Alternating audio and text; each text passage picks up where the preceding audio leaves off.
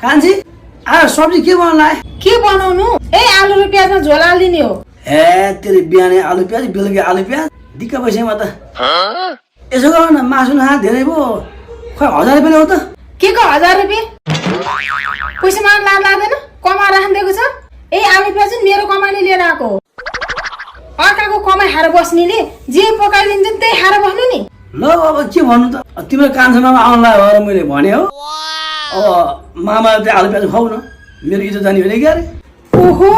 मेरो कान्छा मामा आउने रे लौनु बुढो उहाँले त मासु बिना भातै खानुहुन्न नि एकछिन बस्नु है म 1500 पैसा लिएर आउँछु घर ताजा मासु लिएर आइहाल्नु नि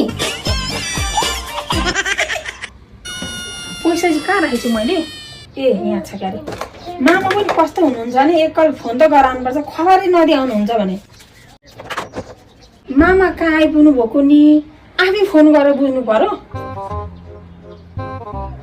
हेलो हेलो मामा दर्शन दर्शन मान्छे दर्शन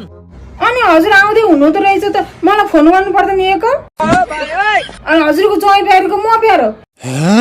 अस्ति नै पनि ज्वाइँलाई नि फोन गरेर आउनुभयो अहिले पनि ज्वाइँलाई नि फोन गरेर आउँदै हुनुहुँदो रहेछ हजुर कहाँ आइपुगिछ भनिसक्यो त मामा